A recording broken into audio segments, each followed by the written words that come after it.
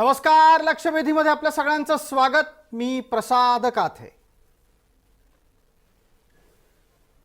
महाराष्ट्रात मराठा आणि ओबीसी एकमेकांच्या समोर उभे आहेत आणि याला निमित्त ठरलंय ते आरक्षणाचं.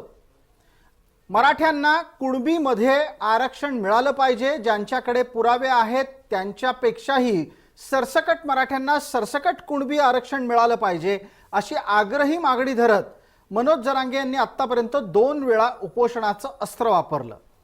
ताज्या आत्ताच्या स्थितीमध्ये मनोज जरांगे यांच्या मागणीच्या खातर राज्य सरकार बऱ्याच काही गोष्टी करत आहे.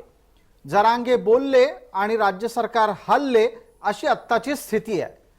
या सगळ्या परिस्थितीवर अनेक दिवस शांत असलेले छगन भुजबळ बोलू लागले.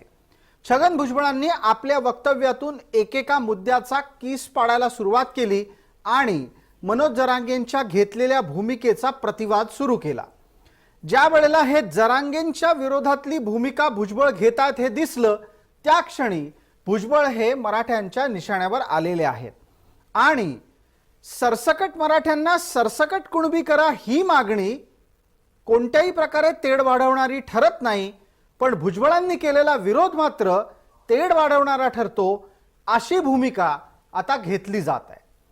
मराठ्यांना कुणबीतलं आरक्षण मिळवून देणं हा एका प्रक्रियेचा भाग आहे. ती प्रक्रिया राबवली गेली का हाही प्रश्न विचारला जातोय.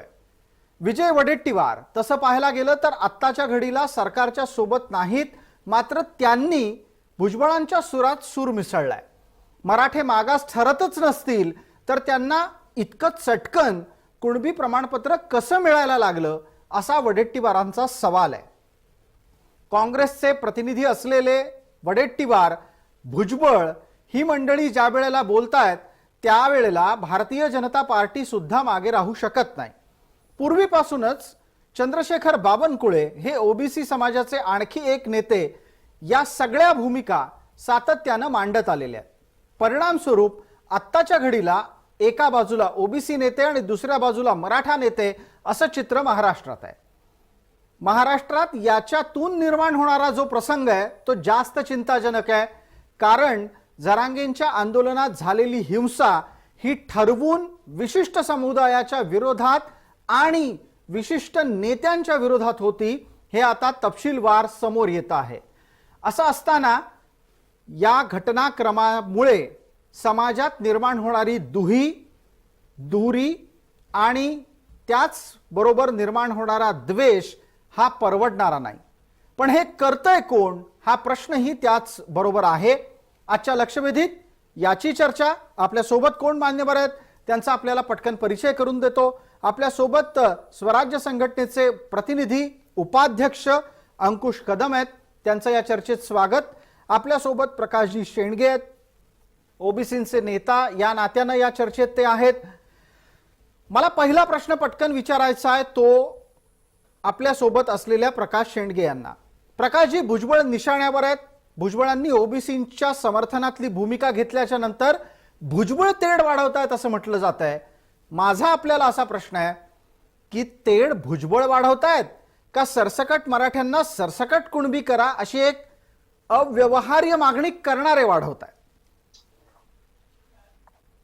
नाही, कसं आहे, भुजबळ तेढ वाढवत असे म्हणणारे जे लोक आहेत ते कोण आहेत आणि भुजबळांनी काय विधान केलेलं आहे, आतापर्यंत भुजबळांनी काय मागणी केलेली आहे हे पाहणं महत्वाचं आहे. भुजबळांनी जी मागणी केली की जी पवार साहेबांनी जी मागणी केली तीच भुजबळांनी केली, जी अजितदादांनी केली तीच भुजबळांनी साहेबांनी केली, जी उद्धव ठाकरेंनी केली, जी आणखी सगळ्या नेत्यांनी आता शिंदे साहेबांनी जी केली, देवेंद्र फडणवीसांनी केली आहे. सर्व पक्षांनी म्हणून एकत्रितपणे जी मागणी केली तीच मागणी भुजबळांनी केली की ओबीसीला धक्का न लागता आपण मराठ्यांना आरक्षण द्यावं. आता ही मागणी इथं सगळ्यांनी केली, मग भुजबळ टार्गेट कशासाठी होत आहे, का त्याला टार्गेट केलं जात आहे हा माझा सवाल. जे भुजबळांना टार्गेट करतात त्यांच्यासाठी ही माझा प्रश्न आहे. बिलकुल, आपण याचं उत्तर घेऊयात. त्यानिमित्तानं अंकुश कदम या चर्चेत आहेत. अंकुशजी, आपल्यापर्यंत नीट आणि स्पष्टपणे असा आवाज आमचा पोहोचतोय अशी अपेक्षा आहे. प्रकाश शेंडगेंनी थेटच विचारलंय की जी भूमिका आतापर्यंत इतर अनेक मान्यवर नेत्यांनी व्यक्त केली तीच भूमिका भुजबळ व्यक्त करत असतील तर फक्त आणि एकटे भुजबळ हे कसे काय तेढ निर्माण करतात? भुजबळांना टार्गेट का केलं जात आहे असा त्यांचा सवाल आहे. जे प्रकाश शेंडगेंना कदाचित विचारता आलं नाही ते प्रकाश शेंडगेंच्या मनात काय आहे हे मी आपल्याला सांगतो. भुजबळ ओबीसी आहेत म्हणून ते निशाण्यावर आहेत का, हीच मागणी बिगर ओबीसी नेता जेव्हा करतो तेव्हा मराठे त्याच्या विरोधात बोलत नाहीत. असं घडतंय का? अंकुश कदम. माझं या ठिकाणी आवर्जून मला सांगायचं आहे की मनोज जरांगे पाटलांचं उपोषण सोडल्यानंतर 2 दिवसानंतर भुजबळ जर का ही भूमिका घेत असतील तर याच्यामध्ये फक्त आणि फक्त मला ओबीसीचं नेतृत्व करायचं आहे, मला ओबीसीचा मसिहा बनायचंय यासाठी घेतलेलं त्यांचं हे वक्तव्य आहे. प्रसादजी, मला या ठिकाणी आवर्जून सांगायचं आहे की सरकारमध्ये बसलेले भुजबळ एक मंत्री आहेत आणि त्यांनी ज्या सरकारने समिती पाठवल्या, मग त्याच्यात अगदी न्यायमूर्ती असू द्या, त्या समितीत आणखी राजकीय तुमचे मंत्री महोदय असू द्या, हे सगळे असताना त्यांना जर का मनोज जरांगे पाटील यांना सर म्हणलं याचं दुःख मात्र फार मोठं आहे. आणि भुजबळांची कारकिर्दी प्रकाशजी शेंडगे साहेबांनी फार चांगलं बोललं की शरद पवारांचं नाव घेतलं, अजितदादांचं नाव घेतलं. अहो, ते मुळात ओबीसी आहेत. आज आमचा जाहीर या ठिकाणी आरोप आहे की ज्या शरद पवारांच्या दाखल्यावरती ओबीसी म्हणून हे केलं जातं, अजितदादांच्या दाखल्यावरती ओबीसी आहेत, हे मराठ्यांची बाजू घेऊ शकत नाहीये. मुळात तर शरद पवारांनी जाणीवपूर्वक प्रस्थापित मराठ्यांना पूर्ण संपवण्याचं कारस्थान गेले कित्येक वर्ष चालू केलेलं आहे. शरद पवारांनी बघा, येवल्यामध्ये छगन भुजबळ, मग त्यांचा मुलगा ते खासदार, मुलगा खासदार, ते मंत्री, आपला त्यांचा मुलगा आमदार, तिकडे तटकरे असतील, त्यांच्या घरात 4 आमदारके, इकडे गणेश नाईक असतील, तिकडे क्षीरसागर असतील, तिकडे मुश्रीफ असतील. हे ओबीसीचं स्वातंत्र्य जे होतं संस्थानं तयार केलीच आहे, हीच मुळात शरद पवारांनी केलेली आहेत. आणि अंकुश कदम, मुद्दा इथे असा येतो, तुमचा आत्ता राग भुजबळांवर आहे का पवारांवर आहे? आणि तुम्ही भुजबळांच्या बाबतीत ही भूमिका घेताय की भुजबळ तेढ पसरवतायत, तर मग भुजबळांच्या कोणत्या विधानामुळे तुम्हाला तेढ पसरली असं वाटतं? मला या ठिकाणी आवर्जून सांगायचं आहे की आज आपण एका मंत्री, ह्या सगळ्या गोष्टी तुम्ही तुमच्या कॅबिनेटमध्ये बोलू शकता, या सगळ्या गोष्टी तुम्ही मंत्रिमंडळात बोलू शकता की बाबा अशा प्रकारे देऊ शकत नाही, तशा प्रकारे देऊ शकत नाही. आज सरकारची भूमिका अशी आहे की मनोज जरांगे पाटील आणि मराठा समाजाची मागणी जरी सरसकट असली तरी सरकार म्हणलंय की आम्ही सरसकट देतोय. मग सरकार जर म्हणत नसेल तर सरकारमधला मंत्री स्वतःचं महत्व वाढवून घेण्यासाठी मनोज जरांगेंना सर म्हणलेलं दुःख का पाहिजे यांना?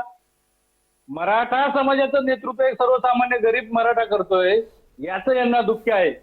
अंकुश कदम, अंकुश कदम, आपल्या लेखी कोणाला कशाचं दुःख आहे ते मांडायचा प्रयत्न केलात. मला पटकन आता आपल्या सोबत असलेल्या प्रकाश शेंडगेंना संधी द्यायची आहे. प्रकाश शेंडगे, आक्षेप केवळ भुजबळांवर का हा तुमचा सवाल होता, त्याचं उत्तर देण्याचा प्रयत्न अंकुश कदम यांनी केलेला आहे. पण या पुढे जाऊन जो मुद्दा आणखीन असा आहे तो असा आहे की ज्या ज्या वेळेला जी जी भूमिका बिगर ओबीसी नेते मांडतात त्यांच्याबद्दलची येणारी प्रतिक्रिया तुलनेनं सौम्य असते, आणि जेव्हा एखादा ओबीसी बोलायला लागला की मग अधिक जोरदार पद्धतीनं प्रतिवाद समोरून येतो. हे असं का होतं?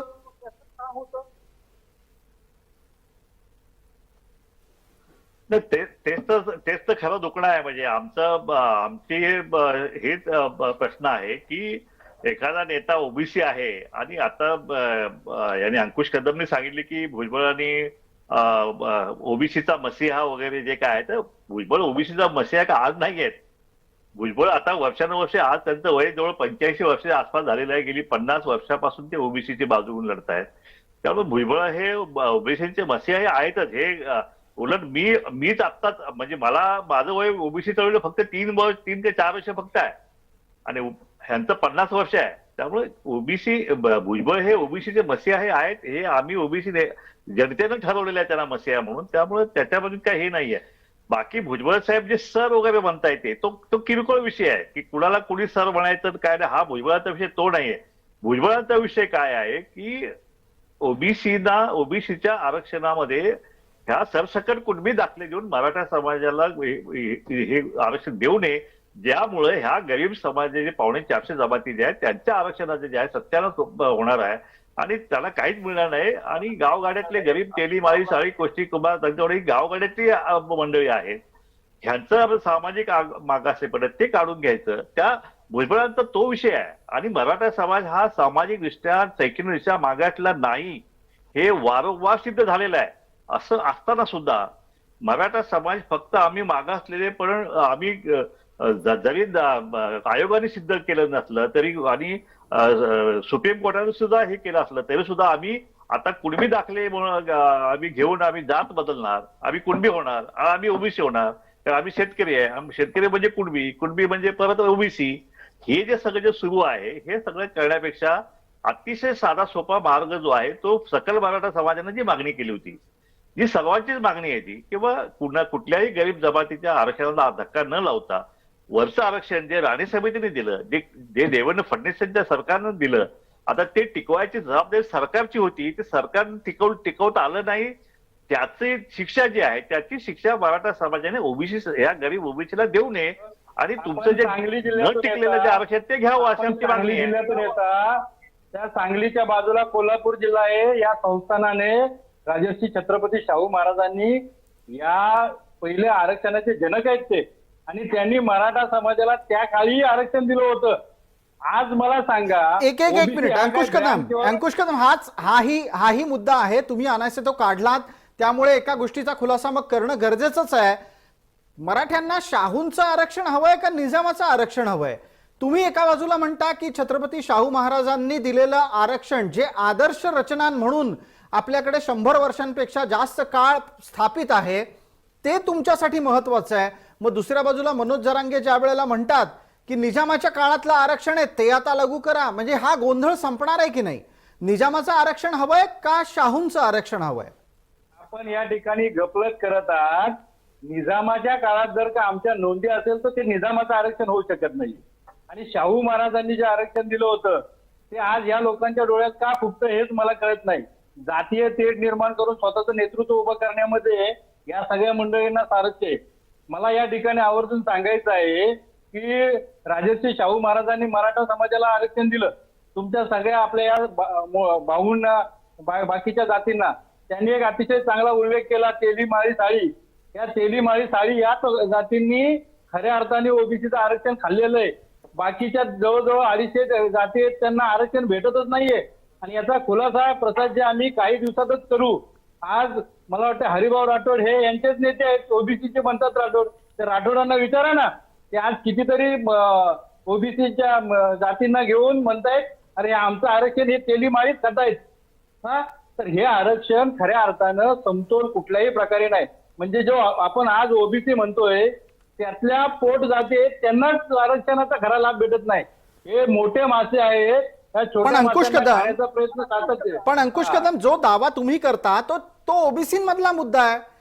त्या ओबीसी मधल्या मुद्द्याचा प्रश्न आणि मुद्द्याचं उत्तर हे ओबीसींनी आपापसात सोडवणं आहे. त्याच्यावर आपण का बोलावं?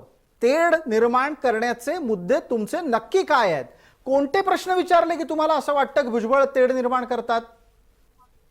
भुजबळ हे अगदीशय मी मंत्री महोदय आहेत, अतिशय स्वतःचं नेतृत्व सिद्ध करण्यासाठी कुठल्याही पातळीला जाणारं व्यक्तिमत्व आहे. अतिशय मी अगदी जाणीवपूर्वक सांगतो की मला या ठिकाणी त्याने आवर्जून सांगावं, एक मंत्री तुम्ही कॅबिनेट मंत्री आहात आणि त्या ठिकाणी तुमच्या मंत्रिमंडळाने जे पाठवलेलं समिती असेल त्याला तुम्ही चुकीचं म्हणता, म्हणजे तुम्हाला या मंत्रिमंडळात कुठे विश्वासात घेतलं जात नाहीये का? आणि अजित दादा यांनी पहिलं स्पष्टीकरण दिलं पाहिजे.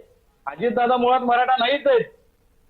पण मला म्हणायचंय की या ज्या मोठ्या माणसाने म्हणजे मराठा समाजाचं भासवणाऱ्या मोठ्या माणसांनी गरीब मराठ्यांचा गळा चेपला, तसंच या तेली माळी साळी जे लोक या जातींनी कुणबी आपल्या या ओबीसी गरीब जातींचा गळा घुटलेला आहे. आणि फक्त आपल्याला ओबीसीचं नेतृत्व सिद्ध करण्यासाठी ही खटाटोप चाललेली आहे. मला आवर्जून सांगायचंय की मनोज जरांगे पाटील यांची मागणी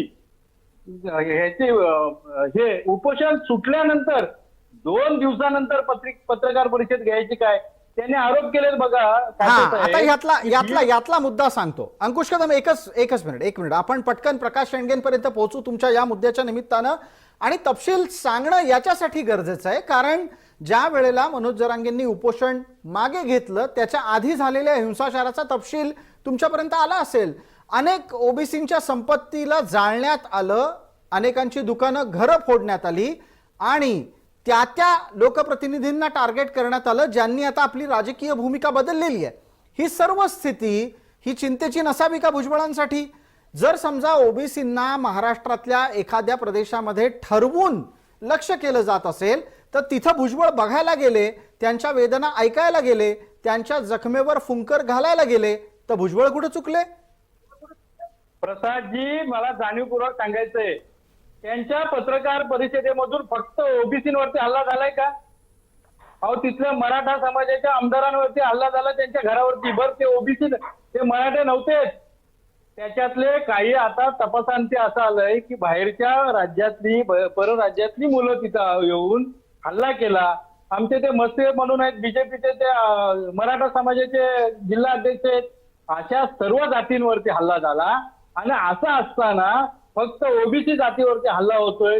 हे बनाव करायचं काम हे जाणीवपूर्वक भुजबळ करतायत. भुजबळांना मला या ठिकाणी अगदी आवर्जून सांगायचंय, भुजबळांना जाहीर इशारा आहे स्वराज्य पक्षाचा की त्यांनी त्यांच्या मतदारसंघात निवडूनच यावं आता. आणि आम्ही जाहीर चॅलेंज देतो, याच्या नंतर भुजबळ त्यांच्या येवल्यामध्ये कसे निवडून येत आहेत हे आम्ही या ठिकाणी आवर्जून सांगू. काय कशा पद्धतीने उत्तर द्यायचं ते आम्ही देऊ. प्रकाश शेंडगे, ही एक अत्यंत गंभीर अशा स्वरूपाची इशारावजा धमकी आहे की आता येवल्यात भुजबळ निवडून कसे येतात तेच पाहू. अशा प्रकारचा बदल होऊ शकतो का? कारण तुम्ही जे वारंवार सांगताय की गावगाड्यातल्या ओबीसींवर होणारा अन्याय थांबला पाहिजे, पण दुसऱ्या बाजूला जर समजा मराठा वर्गानं ठरवलं तर येवल्यात भुजबळांसाठी अडचणी वाढतील का? नाही, आता यांनी जे आव्हान दिलेलं आहे की भुजबळ कसे निवडून येतात आम्ही पाहतो वगैरे, मी काय प्रति आव्हान आम्ही देणार नाहीये. काय समजलं का? आणि हे आव्हान प्रति आव्हानाचा विषयच नाहीये. विषय मूळ विषय काय आहे? काय आता भुजबळ निवडून येतील का नाही येतील हा त्या मतदारसंघातले जे मतदार आहेत ते ठरवतील ना. काय आता मी मुंबईत बसून किंवा कदम आणि कुठे बसून सांगणार की भुजबळ कसे निवडून त्यात पाहतो, मी सांगायचंय की आणखी ते कसे निवडून आम्ही पाहतो. आजचा विषय महाराष्ट्रासमोरचा आणि मराठा समाजासमोरचा तो विषय नाहीये. आजचा विषय हा आहे की मराठा समाजाला आरक्षण कसे मिळेल, ओबीसीचं आरक्षण कसं वाचेल, त्याला कसा धक्का लागणार नाही. सगळ्या पक्षांच्या सगळ्या नेत्यांची भूमिका आहे याच्यामध्ये. फक्त आता तुम्ही म्हणता ठीक आहे अजितदादा ओबीसी आहेत किंवा शरद पवार साहेब ओबीसी आहे, मला त्यांचे दाखले चेक केलेले नाही आहेत, पण आम्ही त्यांना आता पण मराठा नेतृत्व बनतोय, महाराष्ट्र आता पण ओळखतोय हे मराठा नेतृत्व बनतोय. त्यांचं काही सर्टिफिकेट किंवा व्हॅलिडिटी आम्ही चेक केलेली नाहीये. परंतु आता विषय जो समोर आहे की आपल्याला मराठा समाजाला, गरीब मराठा समाजाला आरक्षण कसं मिळेल, घटनात्मक आणि टिकणारं आरक्षण कसं मिळेल हा विषय आपला चर्चा करून चर्चेतून हा मार्ग सोडवणं आवश्यक आहे. पण हा जो आता सध्या विषय झाला की कुणबी सरसकट कुणबी दाखले देण्याचा, तो पण सरकारने मान्य केलेला नाहीये आणि कुणीच मान्य केलेलं नाही की सरसकट कुणबी. आणि म्हणून माझी विनंती आहे, माझी मागणी आहे सगळ्या मराठा नेत्यांना की आपण आता घटनात्मक आरक्षण कसं मिळेल यासाठी आपण आंदोलन करावं. अंकुश कदम, आपल्याला उत्तर देण्याची संधी देतो. एक छोटीशी विनंती आहे, कदाचित आपल्या इथे टीव्ही सुरू आहे त्याचा आवाज परत ऐकायला येतोय, तो म्यूट केलात तर खूप बरं होईल. आपलं उत्तर देण्यासाठी वेळ सुरू होतोय. अंकुशजी बोलणार आहात आपण, बोला.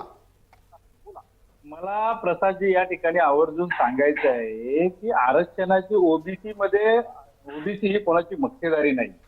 पहिलाच ओबीसी कुठलीही जात नाही, हा प्रवर्ग आहे आणि त्या प्रवर्गामध्ये कोणी यावं कसं यावं हे आयोग ठरवणार आहे. तुम्ही कोणी आम्ही कोणी ठरवू शकत नाही. पण मला या ठिकाणी आवर्जून सांगायचं आहे की मराठा समाजाचं आरक्षण कसं मिळवायचं हे जर का तुम्ही विरोध करून मांडणार असाल, तुम्ही कधी भुजबळांनी सांगितलं का की माझ्या मराठा बांधवांनी आंदोलकांनी आपण एकत्र बसलं पाहिजे, आव्हानं द्यायची कामं तुम्ही करता. एका बाजूने म्हणता आपण समतेचा संदेश देऊया, दुसऱ्या बाजूने आव्हानं द्यायचं काम फक्त हे भुजबळच करतात. अशा पद्धतीची दुटप्पी भूमिका घेऊन समाजामधले तेढ कमी होणार नाहीये. आज मला या ठिकाणी आवर्जून सांगायचं आहे की मराठा समाजाला आरक्षणापासून वंचित ठेवण्याचं काम गुणरत्न सदावर्ती सारखे इतर समाजातलेच लोक करतायत. अशा पद्धतीने समाजाचा समतोल राखणार आहात आपण. आणि तेही 50%च्या वरती आरक्षण दिलं असताना सुद्धा म्हणजे जाती जातीमधल्या समतोल बिघडवण्याचं काम ही मंडळीच करतायत. राहिला प्रश्न तुम्ही शरद पवार साहेबांचा सांगताय. आदरणीय शरद पवार साहेबांनी याच प्रकाश शेंडगे साहेब कोणाजवळ काम करत होते वर्षानुवर्ष हे त्यांना माहिती आहे ना. भुजबळ साहेब म्हणजे आमच्या आजची प्रतिक्रिया अशी झाली की मराठा समाजाला आरक्षण मागायचंच नाहीये. अशा पद्धतीचं जर का तुमचा बुमराव असेल ते आता सहन होणार नाहीये. अंकुश कदम एक मिनिट. अंकुश कदम या मुद्द्यावर तुम्हाला थोडंसं थांबवतो, पटकन पुढे जातोय मुद्द्याला घेऊन. आणि आपल्यासोबत असलेल्या प्रकाश शेंडगे यांच्यासाठीचा प्रश्न असा आहे, प्रकाश शेंडगे, जी चिंता अंकुश कदम यांनी व्यक्त केली ती सुद्धा लक्षात घेण्यासारखी आहे. राज्यात राज्यघटनेच्या अनुसार स्थापित झालेल्या सरकारच्या अंतर्गत सहभागी असलेला एक मंत्री ज्या वेळेला ओबीसींना त्यांची दहशत दाखवावी लागेल असं म्हणतो आणि त्याच्याही पलीकडे जाऊन प्राप्त स्थितीमध्ये आव्हानं देतो समोरच्या समुदायाला, समाजाला, ही भूमिका न्याय्य आहे का? जेव्हा तुम्ही एका संवैधानिक पदावर, घटनादत्त पदावर बसता त्यावेळेला तुमचं वागणं सगळ्यांसाठी समान असलं पाहिजे. नाही, बरोबर आहे प्रसादजी. आणि भुजबळांची जी भूमिका मी आता गेल्या अनेक वर्षापासून भुजबळ आमच्या वडिलांच्या पासून सुद्धा एकत्र काम करत आहेत. महाराष्ट्रामध्ये हे मंडल आयोगाच्या शिफारशी लागू करण्यामध्ये शेंडगे बापू आणि भुजबळ साहेबांनी मिळून जालन्यामध्ये फार मोठा मेळावा घेऊन पवार साहेबांच्या माध्यमातून त्या शिफारशी, महाराष्ट्र पहिलं राज्य आहे की ज्या ओबीसीच्या शिफारशी ज्या आहेत त्या महाराष्ट्रात लागू झाल्या. आणि अशा प्रकारे भुजबळ हे व्यक्तिमत्व जे आहे ते सुरुवातीपासून आपण पाहतोय आक्रमक, अगदी शिवसेनेपासून आपण पाहिलं तर हे आक्रमक नेतृत्व असं आहे. परंतु त्यांचे ह्या ओबीसी आणि मराठा आरक्षणाच्या भूमिका जर आपण पाहिली तर कुठे आव्हानात्मक भाषा जी आहे ती भुजबळ साहेबांनी केलेलं माझ्या तर ऐकिवत नाहीये. आणि अशा प्रकारे आव्हानात्मक भाषा जर शब्दात त्यांनी केली असेल तर त्याचा मी समर्थन मुळीच करणार नाहीये. आणि त्यामुळं हा छगन भुजबळ साहेब जे आहे हे एखादी गोष्ट सरकारकडून सरकारच्या निर्णय एखादा चुकत असेल तो जर सरकारच्या निदर्शनात जर आणत असतील तर त्याच्यामध्ये वावगं असं काहीच नाही माझ्या मते. त्यामुळं एवढं हे करण्यापेक्षा आपल्याला मराठा आरक्षण कसं मिळेल याच्या बाबतीत माझ्या मते आपण चर्चा केलं बरं होईल.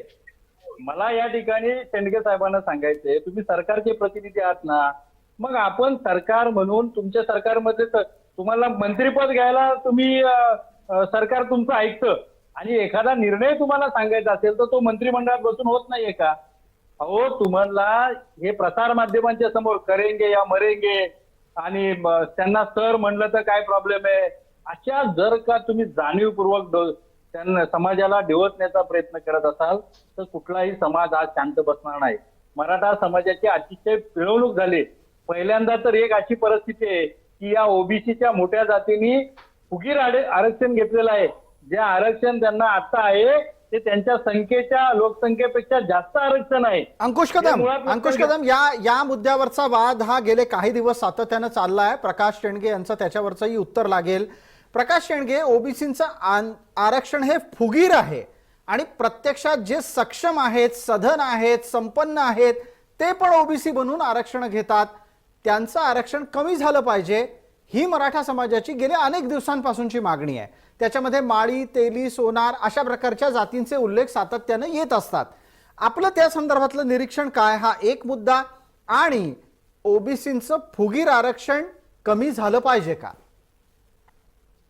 हे जे आता जे मध्ये ओबीसी आरक्षण फुगलेलं आहे वगैरे आणि तेली माळी साळी गोष्टी ह्या जमाती ओबीसी मध्ये ऍक्च्युली ह्या ओबीसी मध्ये आल्या कशा हा मूळ प्रश्न आहे. ह्या जमाती ओबीसी मध्ये आल्या कशा, कधी आल्या, कुणी आणल्या, कशामुळे आणल्या, हे काय असं कुणीतरी जी.आर. काढला आणि कुणीतरी फोन करून सांगितलं असं झालेलं नाहीये. हे ज्यावेळी देश आपली स्वतंत्र भारताची घटना घडल्यानंतर घटनात्मक दृष्ट्या काही आयोग नेमले गेले. त्या आयोगाने सर्वेक्षण करून कुठला समाज मागासलेला आहे, कुठला अतिमागासलेला आहे, कुठला अस्पृश्य आहे हे सगळं ठरवलेलं आहे. आणि त्याच्यानुसार ह्या जमाती कालेलकर कमिशन असं आयोग, राष्ट्रीय फर्स्ट बॅकवर्ड कमिशन जे आहे, त्यानंतर मंडल कमिशन जे आहे, ह्या सगळ्या असे अनेक आयोग नेमलेले आहेत. त्या आयोगाने काही जमाती मागासलेल्या आहेत, काही जमाती मागासलेल्या नाहीत, हे सगळं स्पष्ट केलेलं आहे. आणि त्याच्यामध्ये ज्या मागासलेल्या जमाती ज्या आहेत त्यांचा समावेश ओबीसी मध्ये झाला, काहीचा एससी मध्ये झाला, काहीचा एसटी मध्ये झाला.